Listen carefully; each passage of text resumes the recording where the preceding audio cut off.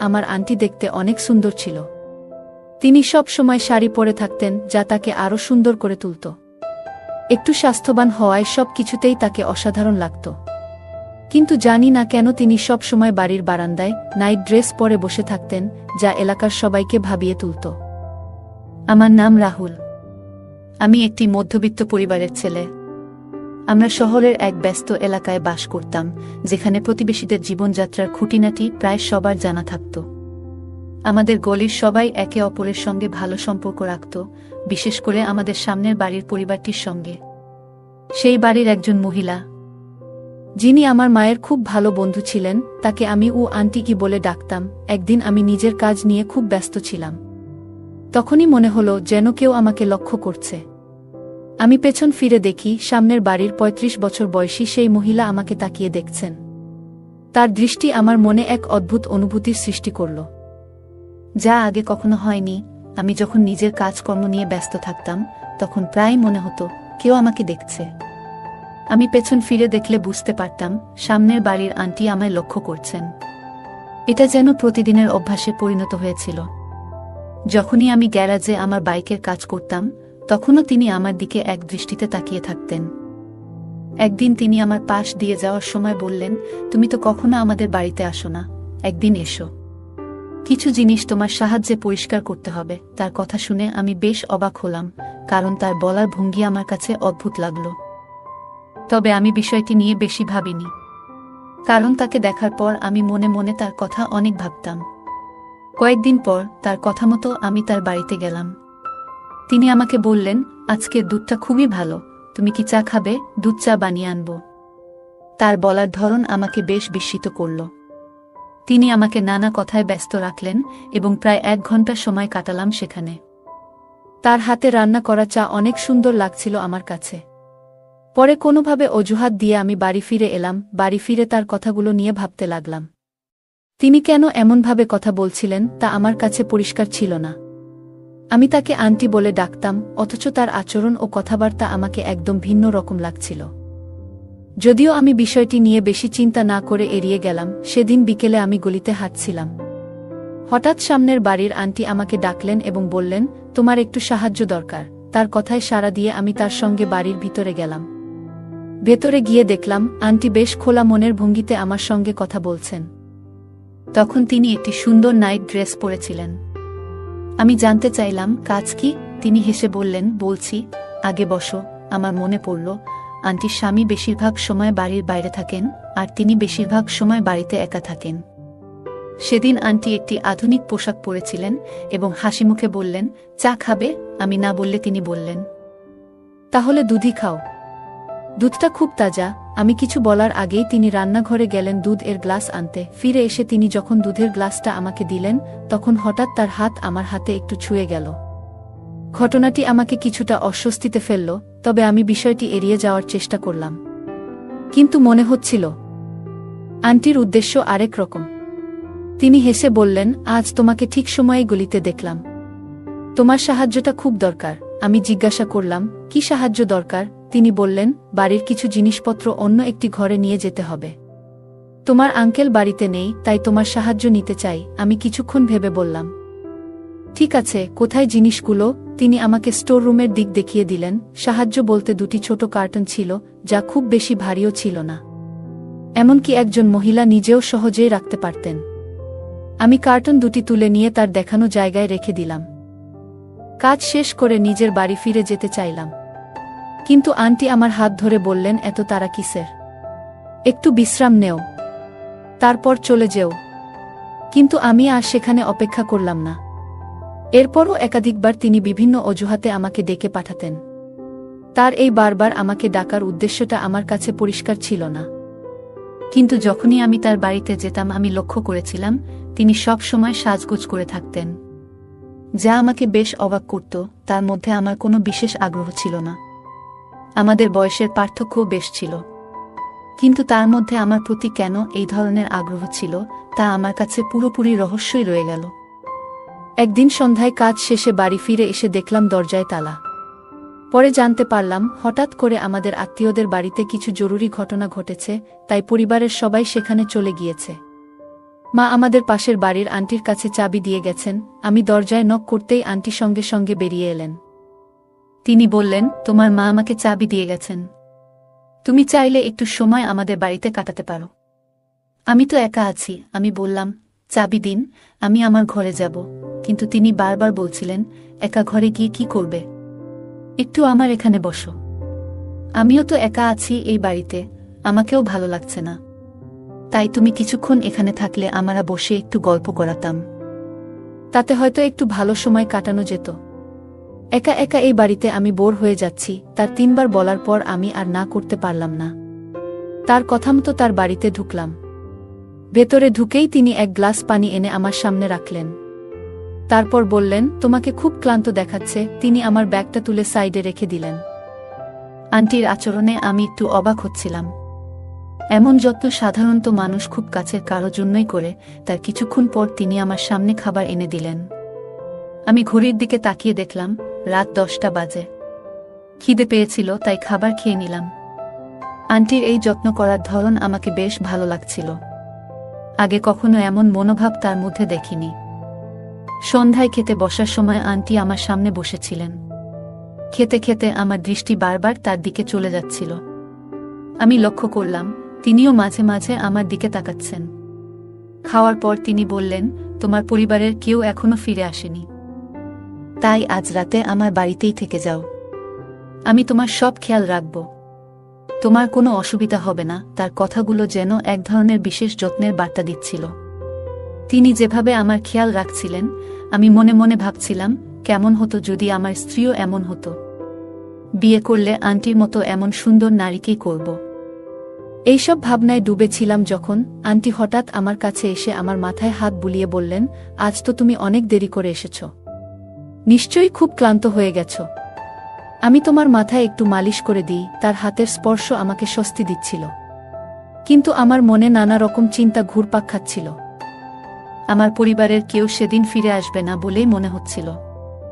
আর aunty তার বাড়িতে একাই ছিলেন। প্রথমে আমার মনে হচ্ছিল এটা ঠিক নয়, এমন অবস্থায় থাকা উচিত কিনা তা নিয়ে আমি দ্বিধায় পড়ে গিয়েছিলাম। কিন্তু পরে ভাবলাম, আমাদের বাড়ি তো একেবারে কাছেই, রাতে এখানেই থাকি, সকালে তাড়াতাড়ি চলে যাব। আন্টি আমার মাথায় হাত বুলিয়ে দিচ্ছিলেন। আমি ভেবেছিলাম তিনি হয়তো আমাকে সাহায্য করতে চাচ্ছেন। তার ব্যবহারে মনে হলো তিনি আমাকে স্বস্তি দিতে চান। এরপর আমি এত ক্লান্ত হয়ে পড়েছিলাম যে ঘুম এসে গেল। আন্টি বললেন, তুমি আমার বেডরুমে গিয়ে ঘুমিয়ে নাও। আমি এতটাই ঘুমের ঘোরে ছিলাম যে কোনো প্রশ্ন না করে সোজা তার বেডরুমে গিয়ে ঘুমিয়ে পড়লাম। সকালে ঘুম থেকে উঠে আমি চমকে গেলাম। দেখলাম আন্টি একই ঘরে আমার কাছেই শুয়ে আছেন। এই পরিস্থিতি দেখে আমি দ্রুত তার থেকে দূরে সরে এলাম। তিনি তখন একটি নাইট গাউন পরেছিলেন এবং বললেন, আমি আসলে বাইরে সোফায় শুয়েছিলাম, কিন্তু সেখানে খুব ঠান্ডা লাগছিল, তাই তোমার পাশে এসে শুয়ে পড়েছি। এই পুরো ঘটনা আমাকে বেশ অস্বস্তিতে ফেলে দিল। আমি বুঝতেই পারিনি গভীর ঘুমের কারণে কিভাবে তিনি আমার পাশে এসে শুয়ে পড়েছেন। আমি আরও দেখলাম আমার শার্ট তখন আমার গায়ে ছিল না। তাড়াতাড়ি শার্ট পরে আমি তার বাড়ি থেকে বেরিয়ে গেলাম। নিজের বাড়ির দরজা খুলে ভেতরে ঢুকে অনেকটাই স্বস্তি পেলাম। এর কিছুক্ষণ পর আমার পরিবারের সবাই ফিরে এলো। আমি তাদের জিজ্ঞেস করলাম তারা এত রাতে কোথায় ছিল। তারা তখন আমাকে পুরো বিষয়টি ব্যাখ্যা করল। পরের দিন সকালে আমার পরিবারের সদস্যরা ফিরে এসে জিজ্ঞেস করলেন, তুমি কি পাশের বাড়ির আন্টির কাছ থেকে চাবি নিয়ে এসেছ? আমি কোনো রকমে একটা অজুহাত দিলাম এবং তাদের বললাম না যে আমি গত রাত আন্টির বাড়িতেই কাটিয়েছি। এরপর থেকে আমি ভাবতে শুরু করলাম কিভাবে এতটা নির্লিপ্ত হয়ে আমি তার বাড়িতে ঘুমিয়ে পড়লাম। এমনকি আন্টি কখন ঘরে এসেছেন তাও টের পাইনি। আগের রাতে যা ঘটেছিল তা নিয়ে আমার মনে একের পর এক প্রশ্ন ঘুরছিল। তার দেওয়া খাবার খাওয়ার পরেই আমি গভীর ঘুমে তলিয়ে গিয়েছিলাম। মনে হচ্ছিল হয়তো এমন কিছু হয়েছে যা আমি বুঝতেই পারিনি। তবে রাতটি আমাকে আন্টির প্রতি এক ধরনের অন্যরকম অনুভূতির দিকে নিয়ে গিয়েছিল। যদিও তিনি বিবাহিত ছিলেন, তাই আমি আমার অনুভূতিগুলো নিয়ন্ত্রণে রাখার চেষ্টা করছিলাম। পরদিন কাজ করতে গিয়ে সারা দিন আন্টির কথাগুলো আমার মাথায় ঘুরছিল। তার ব্যবহারে একটা আলাদা আকর্ষণ জন্ম নিয়েছিল। আমি নিজেকে বারবার সামলানোর চেষ্টা করছিলাম। একদিন সন্ধ্যায় আমি গলির পাশ দিয়ে হাঁটছিলাম।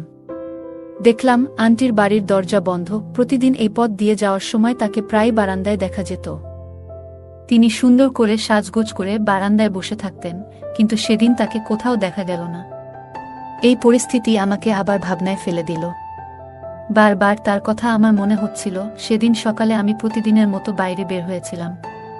আন্টিকে সাধারণত বারান্দায় দেখা যেত, কিন্তু সেদিন তাকে কোথাও দেখা গেল না। আমি একটু উদ্বিগ্ন হয়ে তার বাড়ির দিকে এগোলাম। তার দেখা না পেয়ে মনে কেমন এক অদ্ভুত অস্থিরতা কাজ করছিল। তার বাড়ির দরজার কাছে গিয়ে ভেতর থেকে মানুষের কথোপকথনের শব্দ শুনলাম। মনে হলো হয়তো তার বাড়িতে কেউ এসেছে। তাই আর বিরক্ত না করে আমি নিজের বাড়িতে ফিরে এলাম, কিন্তু সারা দিন তার কথা আমার মাথা থেকে সরছিল না।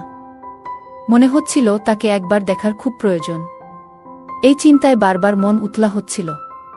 তবে আমি নিজেকে শান্ত রাখার চেষ্টা করছিলাম। সন্ধ্যা পর্যন্ত আমি অপেক্ষা করলাম, কিন্তু আন্টি বাড়ি থেকে বের হলেন না। তখন আমি বাড়ির দিকে যেতে থাকি। ঠিক সেই সময় আমার ভাই গলির মোড়ে দেখা করে। তাকে দেখে আমি অবাক হয়ে জিজ্ঞেস করলাম, তুমি এখানে কি করছো? আজ কলেজে গেলে না? ভাই বলল, তোমাকে সব বলবো, আগে বাড়ি চলো। খুব ক্ষুধা পেয়েছে। আমরা দুজন একসঙ্গে বাড়িতে ফিরে এলাম। তখন সন্ধ্যা ঘনিয়ে এসেছে। আমরা একসঙ্গে রাতের খাবার খেলাম। ভাইকে বেশ ক্লান্ত দেখাচ্ছিল। এভাবেই দিনটি কেটে গেল। রাতে আমরা একসঙ্গে খাওয়া দাওয়ার পর যার যার ঘরে চলে গেলাম। তবে আমার মনের ভেতর আন্টির কথা যেন থেকেই ঘুরছিল। সেদিন রাতে আমার ছোট ভাই ঘুমিয়ে পড়েছিল, কিন্তু আমি কিছুতেই ঘুমাতে পারছিলাম না। হঠাৎ দেখলাম ভাই বিছানা থেকে উঠে হাঁটতে শুরু করেছে। আমি তাকে ডাকলাম, কিন্তু সে কোনো সাড়া দিল না। বুঝতে পারলাম সে ঘুমের মধ্যেই হাঁটছে। আমি দ্রুত তাকে ধরে আবার বিছানায় শুইয়ে দিলাম। পরের দিন আমি ঠিক করলাম, যে করেই হোক আজ আন্টির সঙ্গে দেখা করব। তাকে না দেখলে আমার অস্থিরতা কমবে না। দুপুরে যখন বাইরে বের হলাম, তখন হঠাৎ আন্টিকে দেখলাম। তিনি একটি দারুণ সুন্দর পোশাক পরেছিলেন, যা তাকে আরও আকর্ষণীয় লাগাচ্ছিল।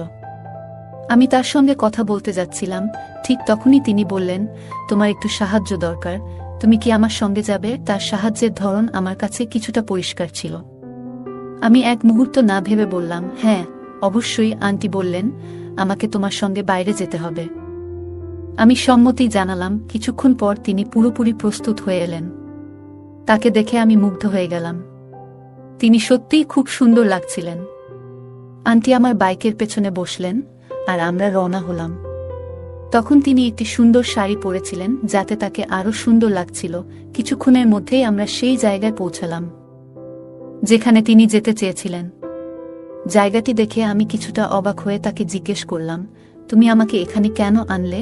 সেদিন আন্টি বললেন, এই জায়গায় আমার কিছু জমি আছে। তারপর তিনি বললেন, আমার এক বান্ধবীর একটি ফ্ল্যাট এখানে রয়েছে। ফ্ল্যাটের কথা শুনে আমার মনে কেমন একটা উত্তেজনা কাজ করল। মনে হলো আজ হয়তো আমার ভাবনার কিছুটা বাস্তবায়ন হতে পারে। আমি তার পেছন পেছন হাঁটতে লাগলাম। গলির এক কোণে ফ্ল্যাটটি ছিল। তিনি ভেতরে ঢুকলেন, আর আমি তাকে অনুসরণ করলাম। ভেতরে কয়েকটি ছোট ছোট ঘর ছিল। তিনি একটি ঘরের দরজা খুললেন, যেখানে একটি মাত্র বিছানা রাখা ছিল। ঘরের পরিবেশ দেখে মনে হলো এখানে কেউ নিয়মিত আসে না। আন্টি বিছানায় গিয়ে বসলেন। আমি তার পাশেই বসে পড়লাম। চারপাশের সবকিছু আমার দৃষ্টির বাইরে ছিল। আমার সমস্ত মনোযোগ ছিল শুধু তার দিকে। আন্টির কথা ছাড়া তখন আমার মনে আর কোনো ভাবনা আর ছিল না। ঠিক তখনই হঠাৎ ঘরের ভেতরে 4-5 জন লোক ঢুকে পড়ল। তাদের একজনের হাতে একটি ক্যামেরা ছিল, আর ঘরের লাইটগুলো হঠাৎ করে উজ্জ্বল হয়ে উঠল। আমি ভয়ে একদম স্থির হয়ে গেলাম। আমি দ্রুত আন্টির দিকে ফিরে জিজ্ঞেস করলাম, এটা কি হচ্ছে? কিন্তু তিনি কোনো উত্তর দিলেন না। এর মধ্যেই আরেকজন মহিলা ঘরে ঢুকলেন এবং আমার পাশে বসে পড়লেন। আমার দুপাশে 2 জন মহিলা, আর তাদের সঙ্গে থাকা লোকগুলোকে দেখে আমি আরও আতঙ্কিত হয়ে গেলাম। আমি আবার জিজ্ঞেস করলাম, তোমরা কি করতে চাও? তাদের মধ্যে একজন বলল, তুমি যতই চিৎকার করো না কেন, এই ঘর থেকে তোমার আওয়াজ বাইরে যাবে না। তখনই বুঝতে পারলাম পরিস্থিতি আমার জন্য ভালো নয়। এর মধ্যে একজন লোক পকেট থেকে একটি অস্ত্র বের করল। আমাকে ভয় দেখিয়ে একজন বলল, তোমার যদি প্রাণ বাঁচাতে হয় তবে আমাদের কথা শুনতে হবে। আমি বুঝতে পারলাম আমি বড় বিপদে পড়েছি। আন্টির পিছু নিয়েছিলাম আমার ইচ্ছা পূরণের জন্য, কিন্তু এখন পরিস্থিতি এমন জায়গায় পৌঁছে গেছে যা আমার জন্য ভয়ঙ্কর।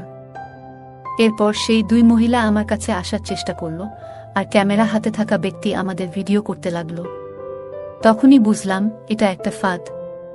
আমাকে ইচ্ছাকৃতভাবে বিপদে ফেলার চেষ্টা করা হচ্ছে। কিছুক্ষণের মধ্যেই দরজায় জোরে জোরে আওয়াজ হতে লাগল। কেউ দরজা খুলছিল না, তাই বাইরে থেকে দরজা ভেঙে ফেলা হলো। পুলিশ ভেতরে ঢুকে পড়ল। তাদের দেখে আমার প্রাণে যেন প্রাণ ফিরে এলো। পুলিশের উপস্থিতিতে সবাই আতঙ্কিত হয়ে পড়ল। পুলিশ তাদের সবাইকে গ্রেপ্তার করল। পরে জানতে পারলাম এটি সম্ভব হয়েছে আমার ভাইয়ের জন্য। যখন আমি বাড়ি থেকে বেরিয়েছিলাম, তখন আমার ভাই আমাকে নজরে রেখেছিল। পরে সে আমাকে বলল, আমি অনেক দিন ধরে তোমার কার্যকলাপ লক্ষ্য করছিলাম। আন্টির বাড়িতে অনেক অপরিচিত পুরুষ যাতায়াত করত। প্রথমে শুধু সন্দেহ ছিল, কিন্তু সেটা প্রমাণের জন্য কিছু করা সম্ভব ছিল না। সেদিন যখন আমি আন্টির সঙ্গে বেরিয়েছিলাম, তখন সে আমার পিছু নিয়েছিল। সে আমাদের পুরো পথ অনুসরণ করেছিল এবং যখন দেখল 4 জন পুরুষ ও একজন মহিলা ফ্ল্যাটে প্রবেশ করল, তখন সে দ্রুত পুলিশে খবর দেয়া। পুলিশকে ফোন করে ডাকা হয়েছিল, কারণ বোঝা গিয়েছিল যে কিছু একটা ভয়ঙ্কর ঘটনা ঘটতে চলেছে। সামনের বাড়ির আন্টি একজন ভুল পথে চলা মহিলা ছিলেন, আর তার স্বামীও একই ধরনের ব্যক্তি ছিলেন। এই ব্যক্তি তার স্ত্রীকে দিয়ে বিভিন্ন অপকর্ম করাতেন, সারাদিন বাড়ির বাইরে কাটাতেন এবং এমন ধরনের কাজের সঙ্গেই জড়িত থাকতেন। তবে আজ পর্যন্ত আমরা বুঝতেই পারিনি যে সামনের বাড়িতে কি চলছে। তদন্তের পরে জানা যায় আন্টিকে 1 বছরের কারাদণ্ড দেওয়া হয়েছে। তিনি শুধু আমার সঙ্গেই নয়, আরও অনেক ছেলেকে এভাবে বিপদে ফেলেছিলেন, কিন্তু তারা আমাদের পাড়ার বাসিন্দা ছিলেন না। এই ঘটনা প্রথমবার খবরের কাগজে প্রকাশিত হয়েছিল। এর কারণ ছিল এই বাড়িটি বিক্রি করে তারা চলে যাওয়ার প্রস্তুতি নিচ্ছিল। তারা চলে যাওয়ার আগে আমাকে প্রতারণার শিকার করতে চেয়েছিল। তারা আমার একটি ভিডিও বানিয়ে ব্ল্যাকমেইল করার পরিকল্পনা করেছিল এবং আমার কাছ থেকে প্রচুর টাকা হাতিয়ে নেওয়ার চেষ্টা করেছিল। কিন্তু আমার ভাইয়ের সতর্কতার কারণে আমি এই ফাঁদ থেকে রক্ষা পাই। আপনাদের সবাইকে একটি পরামর্শ দিই, কখনোই এমন কোনো মহিলার প্রলোভনে পড়বেন না, যিনি আপনাকে তার বাড়িতে